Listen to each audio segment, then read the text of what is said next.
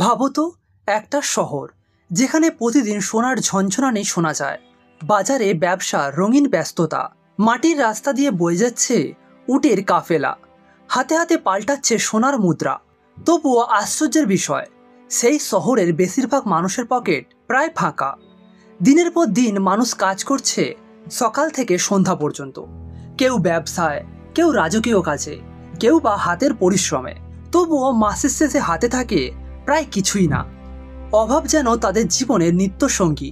এমনই এক শহর ছিল প্রাচীন ব্যাবিলন, যা একসময় সমৃদ্ধির প্রতীক হলেও সেখানে ধনী হওয়া ছিল সবার পক্ষে সম্ভব না।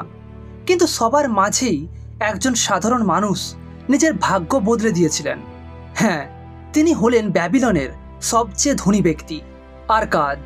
কিভাবে একজন সাধারণ মানুষ এত বড় ধনকুবের হয়ে উঠলেন? কি এমন রহস্য ছিল তার হাতে, যা আজও হাজার হাজার বছর পরেও মানুষের আর্থিক সাফল্যের পথ দেখায়? তাই আজ আমরা জানব সেই 7টি সোনার পাঠ, যা শুধু প্রাচীন ব্যাবিলনের গল্প নয়, বরং বদলে দিতে পারে তোমার আমার সবার জীবনের গল্প। তো চলো শুরু করা যাক। প্রথম পাঠ, নিজের জন্য সঞ্চয়। আরকাদের প্রথম পাঠটা ছিল খুবই স্পষ্ট কিন্তু ভীষণ শক্তিশালী। প্রথমে নিজেকে পরিশোধ করো। এখন তুমি হয়তো ভাবছো, এর মানে আসলে কি? ভাবো তো, মাসের শেষে হাতে যখন বেতন আসে, তখনই আমরা প্রথমেই ভাড়া, বাজার, বিল সব খরচের হিসাব করি, আর শেষে যা থাকে সেটাই হয়তো সঞ্চয় করি। কিন্তু আরকাদ বললেন উল্টোটা করতে হবে। আয়ের অত্যন্ত 10% আগে থেকেই আলাদা করে নিজের জন্য জমিয়ে রাখতে হবে। সেটা হবে তোমার ব্যক্তিগত সম্পদ তৈরির বীজ। যেমন তুমি যদি মাসে 10,000 টাকা আয় করো, তাহলে 1,000 টাকা হবে শুধু তোমার ভবিষ্যতের জন্য। এই টাকা খরচের জন্য নয়, এটা হবে তোমার সঞ্চয়ের ভিত্তি। ভাবো, প্রতি মাসে যদি তুমি নিজের আয়ে 10% সঞ্চয় করো, 1 বছরের শেষে সেটা হবে 12,000 টাকা, 5 বছরে সেটা হবে 60,000 টাকা। আর যদি সেই টাকা বিনিয়োগ করো, তাহলে সেটা থেকে আয় শুরু হবে, যেটা তোমার ভবিষ্যৎকে আরও শক্তিশালী করবে। এটা ঠিক যেমন কৃষক বীজ বপন করে। প্রথমে ছোট্ট একটা বীজ মাটিতে যায়, কিন্তু পরে সেটা হয়ে ওঠে বিশাল গাছ, ফল ফুলে ভরা। তোমার সঞ্চয়ও তেমনই। ছোট থেকে শুরু করো, কিন্তু একদিন সেটাই তোমার বড় সম্পদ হয়ে দাঁড়াবে। দ্বিতীয় পাঠ, খরচ নিয়ন্ত্রণ।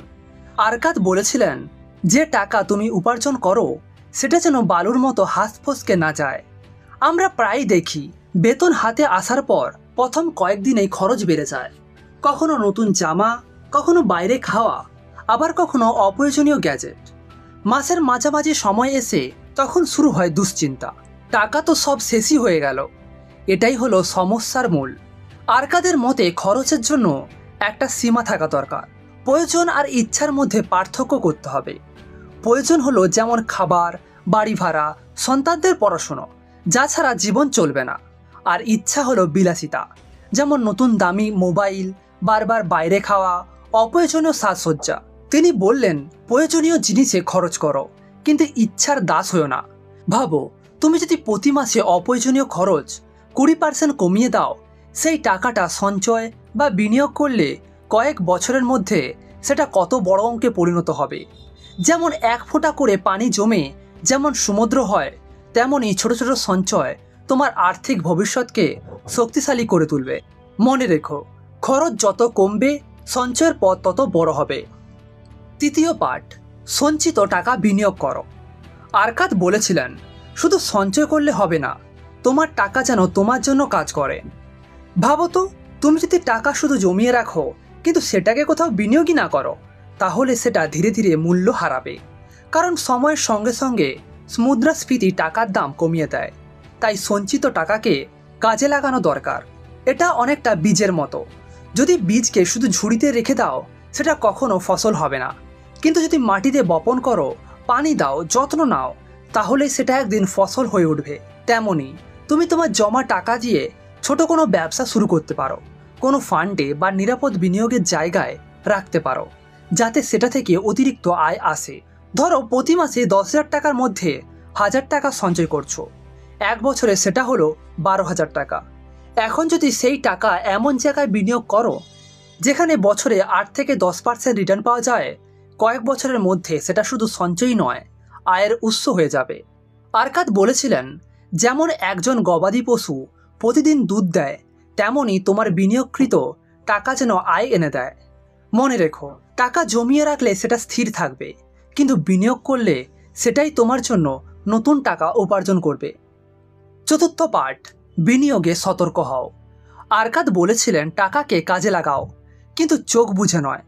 আমরা অনেক সময় দেখি কেউ একজন বলে এই ব্যবসায় বিনিয়োগ করলে 1 মাসেই দ্বিগুণ টাকা ফিরে পাবে, বা এটা একটা এমন স্কিম যেখানে কোনো ঝুঁকি নেই, শুধুই লাভই লাভ। এই ধরনের লোভনীয় অফারেই অনেক মানুষ তাদের সঞ্চিত টাকাটা হারিয়ে ফেলে, কারণ অতিরিক্ত লাভের লোভে পড়ে তারা ভালো করে যাচাই না করেই টাকা বিনিয়োগ করে ফেলে। আরকাদ বলেন সব বিনিয়োগ নিরাপদ নয়। তিনি পরামর্শ দিলেন বিনিয়োগের আগে অবশ্যই অভিজ্ঞ মানুষের পরামর্শ নাও। সেই বিনিয়োগের ঝুঁকি এবং লাভের সম্ভাবনা ভালোভাবে বোঝে। যে জায়গায় বিনিয়োগ করছো সেটা কতটা নিরাপদ সেটা যাচাই করো। যেমন তুমি যদি তোমার পরিশ্রমের সঞ্চয় দিয়ে কোথাও বিনিয়োগ করো আর সেটা যদি ব্যর্থ হয়, তাহলে শুধু টাকা নয়, তোমার ভবিষ্যৎ স্বপ্ন ভেঙে যাবে। তাই বিনিয়োগ করো বুদ্ধি দিয়ে, লোভ দিয়ে নয়। মনে রেখো, সঠিক তথ্য আর সঠিক পরামর্শই বিনিয়োগকে লাভজনক করে তুলতে পারে। পঞ্চম পার্ট, নিজের বাসা বানাও। আরকাদ বলেছিলেন যে মানুষ নিজের বাসার মালিক তার জীবন অনেক বেশি নিরাপদ। ভেবে দেখো তো, যখন তুমি ভাড়া বাড়িতে থাকো তখন প্রতি মাসেই একটা নির্দিষ্ট অঙ্কের টাকা বাড়িওয়ালাকে দিতে হয়। বছরের পর বছর সেই টাকা দিয়ে আসছো, কিন্তু তার বিনিময়ে তুমি কি পাচ্ছ? কিছুই না। শেষ পর্যন্ত বাড়িটা তো তোমার হচ্ছে না। এটা একটা নদীর পানির মতো, প্রতি মাসে টাকা বেরিয়ে যাচ্ছে কিন্তু ফিরে আসছে না। কিন্তু যদি তুমি নিজের একটা ছোট বাসার জন্য সঞ্চয় শুরু করো, প্রথমে সেটা যতই ছোট হোক না কেন, একদিন সেটা তোমারই হবে। আর একবার বাসা হয়ে গেলে শুধু ভাড়া বাঁচবে না, সেটাই ভবিষ্যতে তোমার সম্পদ হয়ে দাঁড়াবে। আরকাদ বললেন নিজের বাসা মানে শুধু মাথার উপর ছাদ নয়, এটা মানসিক শান্তি আর আর্থিক নিরাপত্তার প্রতীক। আজ হয়তো তুমি একটা ছোট ফ্ল্যাট বা জমি দিয়ে শুরু করবে, কিন্তু একদিন সেটার দাম বাড়বে, সেটার ওপর তুমি নতুন সম্পদের ভিত্তি গড়ে তুলতে পারবে। তাই ভাড়া দেওয়ার বদলে নিজের বাড়ির জন্য সঞ্চয় করো। এটাই তোমার দীর্ঘমেয়াদী আর্থিক স্বাধীনতার পথে এক বড় পদক্ষেপ। ষষ্ঠ পার্ট, ভবিষ্যতের আয় নিশ্চিত করো। আরকাদ বলেছিলেন বুদ্ধিমান মানুষ সেই যে নিজের বার্ধক্যের কথা ভেবে আজ থেকেই প্রস্তুতি নিতে শুরু করে। ভেবে দেখো তো, যখন তুমি তরুণ তখন তুমি পরিশ্রম করতে পারো, উপার্জন করতে পারো, কিন্তু একদিন বয়স বাড়বে, শরীর আগের মতো কাজ করতে পারবে না। তখন যদি আয়ের কোনো উৎস না থাকে, জীবনটা কতটা কঠিন হয়ে যাবে। তাই এখন থেকে এমন কিছু করো যাতে ভবিষ্যতে কাজ না করলেও আয় চালু থাকে। যেমন পেনশন ফান্ড, প্রতি মাসে ছোট একটা অঙ্ক জমাও, যেটা বয়স হলে তোমার নিয়মিত আয়ের উৎস হবে। জীবন বীমা, হঠাৎ কোনো দুর্ঘটনায় যেন তোমার পরিবার কষ্টে না পড়ে, তার জন্য জীবন বীমা করো। দীর্ঘমেয়াদী বিনিয়োগ, এমন কিছু স্কিম বা ফান্ড বেছে নাও যেটা অনেক বছর পর তোমাকে বড় অঙ্কের একটা টাকা দেবে। আরকাদ বলেছিলেন যে ব্যক্তি নিজের ভবিষ্যৎ নিরাপদ করে রাখে সেই আসল জ্ঞানী। তাই আজ থেকেই ভবিষ্যতের কথা ভেবে প্রস্তুতি নাও, কারণ সময় চলে গেলে আর ফিরে আসে না। সপ্তম পার্ট, নিজের দক্ষতা বাড়াও। আরকাদ বলেছিলেন যে মানুষ প্রতিদিন কিছু নতুন শেখে সেই সত্যিকারের ধনী হতে পারে। ভাবো তো, যদি তুমি আজ যে কাজটা করছো সেটাই সারা জীবন একইভাবে করো, নতুন কিছু না শেখো, তাহলে আয় একই জায়গায় আটকে থাকবে। কিন্তু যদি তুমি নিজের দক্ষতা বাড়াও, নতুন কোনো কাজ শেখো, নিজের কাজে আরও দক্ষ হও, তখন তোমার উপার্জনের পথও বেড়ে যাবে। উদাহরণস্বরূপ, তুমি যদি ব্যবসা করো, তাহলে হিসাব, মার্কেটিং বা অনলাইন প্রমোশনের মতো নতুন বিষয় শিখতে পারো। চাকরিরত হলে নিজের কাজের ক্ষেত্রের বাইরে কিছু শেখার চেষ্টা করো, যেমন নতুন সফটওয়্যার, ভাষা বা টেকনিক।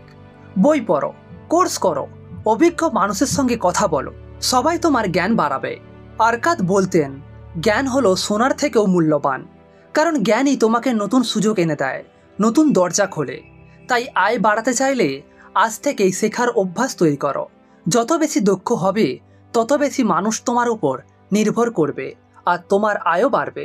আরকাদের গল্প আমাদের চোখে আঙুল দিয়ে দেখিয়ে দেয় ধনী হওয়া কোনো জাদুর মতো রাতারাতি সম্ভব নয়। এটা কোনো লটারির খেলা নয়, বরং প্রতিদিনের সঠিক সিদ্ধান্ত আর নিয়মিত পরিশ্রমের ফলাফল। তিনি শিখিয়েছেন প্রথমে নিজের জন্য সঞ্চয় করো, অপ্রয়োজনীয় খরচ কমাও, সঞ্চিত টাকা বুদ্ধিমানের মতো বিনিয়োগ করো, ঝুঁকি বুঝে বিনিয়োগে সতর্ক থাকো, নিজের বাড়ির মতো সম্পদ তৈরি করো, ভবিষ্যতের আয়ের পথ খুলে রাখো, আর সবচেয়ে বড় কথা, নিজের জ্ঞান আর দক্ষতা বাড়াতে থাকো। ধীরে ধীরে নিয়ম মেনে চললে ছোট সঞ্চয় একদিন বড় সম্পদে পরিণত হবে। ঠিক যেমন বীজ থেকে বিশাল গাছ জন্মায়, তেমনই প্রতিদিনের ছোট প্রচেষ্টা তোমার জীবনে আর্থিক স্বাধীনতা নিয়ে আসবে। তাই আজ থেকেই শুরু করো। নিজের সোনার ভান্ডার তোমার হাতেই তৈরি হবে। শুধু নিয়ম মানতে হবে, ধৈর্য ধরতে হবে। ধন্যবাদ ভিডিওটি দেখার জন্য, ধন্যবাদ আমাদের চ্যানেলের সাথে জুড়ে থাকার জন্য।